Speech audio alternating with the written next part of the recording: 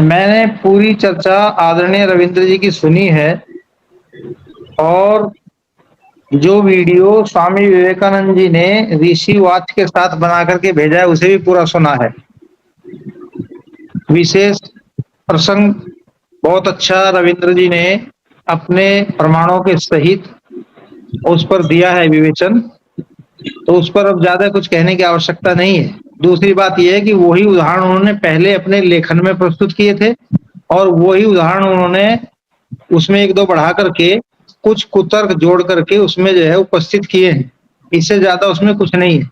उनका उत्तर मैं पहले वीडियो में दे चुका हूं। उन्होंने करनाल और पानीपत में रहने की बात कही थी या चंडीगढ़ में रहने की बात कही थी, तो वो मैंने पहले दे दिया था कि मैं जीवात्मा स्वतंत्र है और वेद ज्ञान के द्वारा अपने उपभोग की सामग्री को जुटाता हुआ, स्थान आदि की विशेषता को देखता हुआ वह स्थान चुनने में स्वतंत्र है। पानीपत में रह सकता है, करनाल में रह सकता है, चंडीगढ़ में रह सकता है, दिल्ली में रह सकता है, जहां रहना चाहे वहां रह सकता है और ये सबके अपने अपने रुचि के अनुसार होता है। तो इसमें दूसरा ये है कि हमारे गुरुदेव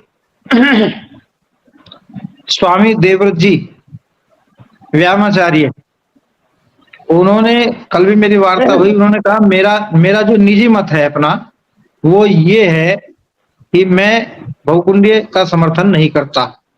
दूसरा ये है कि इसमें हमारे आचार्य सुरेश जोशी जी ने एक हमारी वीडियो पर कुछ बढ़ा चढ़ा करके लिख दिया था। यहां मैं उनकी बात को भी यहां निरस्त करते हुए कहता हूं कि स्वामी जी ने मुझे कोई आदेश नहीं दिया था, वो उनका हमारा वार्ता था। उन्होंने अपनी दुख की पीड़ा कही थी। दूसरा, ना किसी अधिकारी को उन्होंने आदेश दिया आर्यवीर दल के। तो आर्यवीर दल आर्य समाज का युवा संगठन है, उसे हमें संरक्षण दे करके बढ़ाना है। तो आचार्य सुरेश जोशी जी ने जो वहां इस प्रकार से दे दिया कि भाई मैं दिल्ली का अधिकारी हूं, मैं दिल्ली का अधिकारी भी नहीं हूं, मैं जनपद गौतम बुद्ध नगर का आर्यवीर दल का संचालक हूं वर्तमान में। तो जो जैसा हम कहें, जैसा बोलें, उसको वैसा ही प्रस्तुत करना चाहिए, उसके हटके नहीं। तो इस पे तो आप सब लोगों ने देख लिया, इसमें विशेष प्रमाण की आवश्यकता नहीं है। मैं समझता हूं रविंद्र जी ने जो दिए हैं हम उनका समर्थन करते हैं और स्वामी जी से निवेदन करते हैं कि आप स्वामी जी कोई प्रमाण प्रस्तुत करें।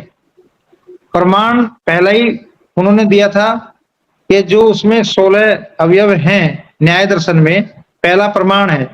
तो प्रमाण तो स्वामी जी ने कुछ दिया नहीं है। दूसरा, उन्होंने एक कुतर्क और प्रस्तुत कर दिया। रामायण के राम जी के विवाह का 4 कुंड बनाने का एक अपनी ओर से जोड़ दिया। उसमें मेरे पास भी वाल्मीकि रामायण, उसमें प्रसंग कहीं नहीं है, उसमें वेदियों का प्रसंग नहीं है, उसमें केवल वहां विवाह का प्रसंग है और उसमें वेदी का कहीं प्रसंग नहीं है। लेकिन उन्होंने इसमें विचारधारा दी अपनी कि 4 वेदी बनाई होंगी, ऐसा वो मान रहे हैं, ऐसा माने कि 4 बनाई होंगी। और शाला क्रम का भी उन्होंने दिया था कि इसमें जो है 4-5 हवन कुंड बनाए जाते हैं। तो यहाँ विशेष तो यही है कि कुंड शब्द का प्रयोग ऋषि दयानंद ने संस्कार विधि में नहीं किया, वहां वेदी शब्द का प्रयोग है। यज्ञ वेदी, उसका परिणाम परिमाण कितना हो, ये सारा दे दिया है। तो इसमें अब ज्यादा विस्तार से बताने की आवश्यकता नहीं है। आचार्य चंद्रदेव जी जुड़े हैं, उनका धन्यवाद, उन्होंने अपना विचार दिया।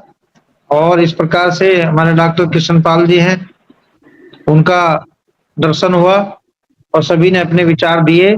तो मैं यहाँ फिर पुनः इस बात को दोहरा हूं कि स्वामी आचार्य देवव्रत जी ने अभी भी मुझसे बात की थी मेट्रो में जब मैं था, तभी उन्होंने कहा कि मेरा निजी विचार है कि मैं बहुकुंडीय का कोई समर्थन नहीं करता और ना इसका कोई प्रमाण देखने में आया। ये भी उन्होंने कहा कि कोई प्रमाण भी देखने में आता नहीं है और आप बढ़िया से इसको समर्थन करें, प्रमाण सहित पुष्ट करें।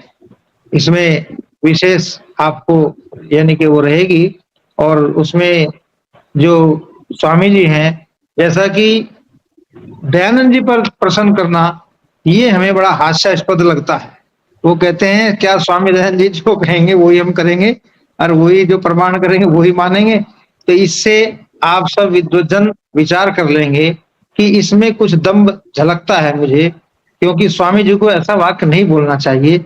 आखिर आप सन्यासी हैं और सन्यासी होने के नाते और महर्षि दयानंद जी अहंकार शून्यता की बात करते हैं। क्या लिखते हैं कि मैंने इतना सीखा है जितना समुद्र में से बिंदु भर जल ले लिया हो।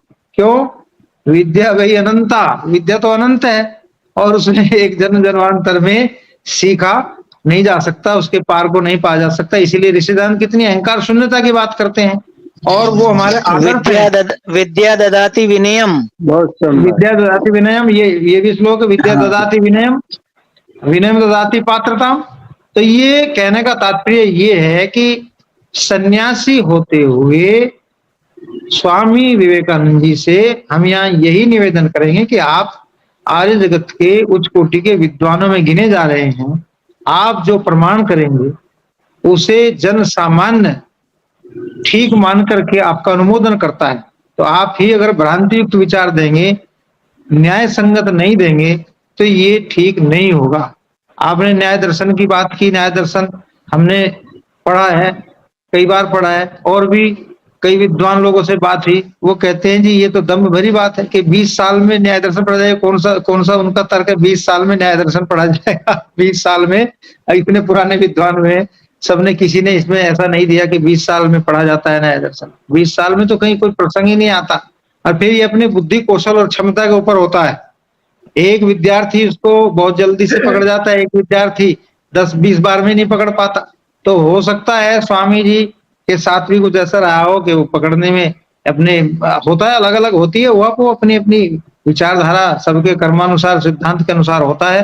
तो मैं तो यही कहूंगा, उन्होंने एक बात और गलत कही भाई साहब कि जो शास्त्रार्थ करने के लिए आएंगे उनको भी 20 साल शास्त्र पढ़ करके आना चाहिए। अब इतने आर्य जगत में इतना करना चाहिए। देखिए हमारे आर्य जगत में मैं यहाँ उनको एक बात कहना चाहता हूँ देखिए हमारे पूज्य आचार्य स्वामी देवव्रत जी समर्थन नहीं कर रहे भवकुंडिया का। हमारे आचार्य भद्रकाम वर्णी जी 1997 में आपने पत्र पढ़ के सुनाया था पिछले रविवार को, और आपने उस पत्र पढ़ के आज भी सुनाए हो, उनका भद्रकाम जी का पत्र पढ़ के सुनाया। तो आचार्य भद्रकाम वर्णी जी 1997 से सप्रमाण इसका खंडन कर रहे हैं। उसका कोई यानी कि बहुकुंडीय के पक्ष में कोई प्रमाण उपस्थित नहीं हो सका अब तक। तो स्वामी जी का ये कहना, क्या आचार्य भद्रकाम जी ने न्याय दर्शन नहीं पढ़ा? क्या अन्य विद्वानों ने न्याय दर्शन नहीं पढ़ा? जो आप इस प्रकार से कह करके अन्य विद्वानों का भी उपहास कर रहे हैं, ये न्यायोचित नहीं है। स्वामी जी आपसे हम निवेदन करते हैं। स्वामी सत्यप्रकाश जी ने पहले लिखा, वो तो आपने दिया था मुझे। हाँ, स्वामी सत्यप्रकाश जी ने बहुत पहले लिखा, स्वामी सत्यप्रकाश जी ने लिखा, आचार्य राम प्रकाश जी ने लिखा उनकी यज्ञ की पुस्तक में। तो इस प्रकार से अनेकों प्रमाण इसमें हैं और बड़ी वैज्ञानिकता के साथ स्वामी सत्यप्रकाश जी ने लिखा। और मैं यहाँ पुस्तक का नाम भी बताना चाहता हूँ, पुस्तक का नाम मैं देना चाहता हूँ। पुस्तक का नाम है मंत्र और मंत्र विनियोग। ये अजमेर प्रोपाणी सभा से ही छपी है, वहां मिल जाती है। जो देखना चाहे वहां से लेकर के देख सकते हैं। उसमें अनेक विद्वानों के लेख हैं जो दयानंद स्वामी दयानंद के बाद में कुछ प्रकल्प कर्म कांड में जोड़े गए हैं, और उन जोड़े गए प्रकल्पों पर स्वामी सत्यप्रकाश जी ने और अन्य विद्वानों ने अपने विचार उसमें प्रमाण न होने के कारण उन्हें निरस्त किया है, उनको जो है खंडित किया है। तो इस प्रकार से हमें विद्वानों के विचारों को ग्रहण करना चाहिए, सत्य के पक्ष में रह करके न्याय संगत अपना विचार देना चाहिए, यही हमारा मानना है। हम इस प्रकार से करें और अपने सत्य न्याय धर्म से, महर्षि दयानंद जी हमारे आदर्श हैं, हमें उनको आदर्श माने बिना मैं समझता हूँ आर्य समाज की कीमत क्या है। और ऋषि दयानंद तो स्पष्ट कहते हैं कि मैं ब्रह्मा से लेकर के जैमिनी ऋषि पर्यंत सभी को प्रमाण मानता हूं। अब जब वो उन ऋषियों को मानते हैं, तो अगर जो ऋषि को नहीं मानता तो इसका मतलब वो अन्य ऋषियों को भी प्रमाण नहीं मानता। तो यहाँ तो सारी बात निराधार हो जाएगी, वैदिक सिद्धांत ही गड़बड़ा जाएगा। तो इस प्रकार से मेरा तो यही निवेदन है। इसमें एक बात है, जो आर्य समाज में प्रवेश करता है ना, तो आर्य समाज के प्रवेश पत्र में ये सारा कॉलम बना हुआ है। मैं ऋषि दयानंद को मानता हूँ, बिल्कुल मैं ग्रंथों को मानता हूँ, अभक्ष पदार्थों का सेवन नहीं करूंगा आदि, वो सारा कॉलम आपने तो भर दिया है।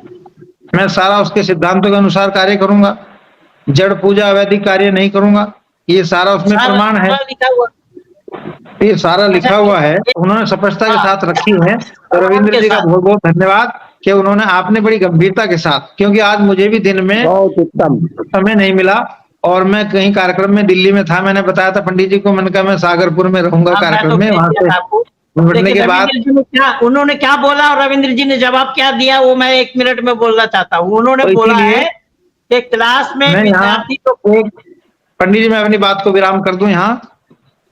अब यहाँ मैं एक हवाला देता हूँ। देखिए राजा भरतरी जी ने एक श्लोक लिखा है, वो मैंने बताया था आपको, भाई गाली देते हैं लोग, गाली देते हैं, गाली देते रहो देते रहो। तो भरतरी जी कहते हैं कि हम नहीं देंगे।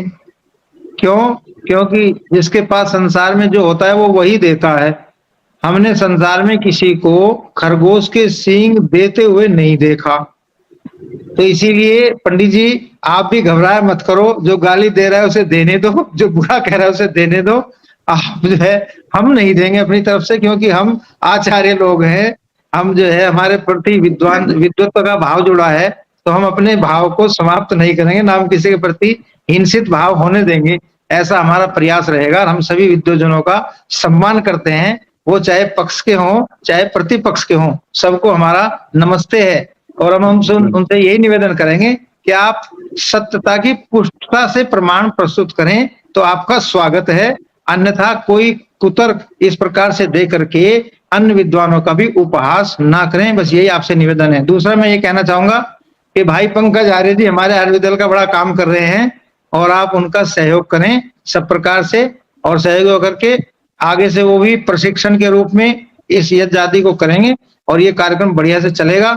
अपने रविंद्र जी कह रहे हैं कि हम उसमें प्रशिक्षण देंगे, एक ही वेदी से देंगे, बहुत बढ़िया से दिलाएंगे, तो ये सारा कार्यक्रम बहुत बढ़िया बनेगा और हमें निराशा की आवश्यकता नहीं है। हम अपना काम करें और प्रमाण युक्त उत्तर दें, अपनी शालीनता भंग ना होने दें। बस यही मेरा आप लोगों से निवेदन है। हम सब जुड़े रहें साथ में और अपने शास्त्रीय कोटि के प्रमाण देते हुए यही मैं विराम करता हूँ। सभी को नमस्ते।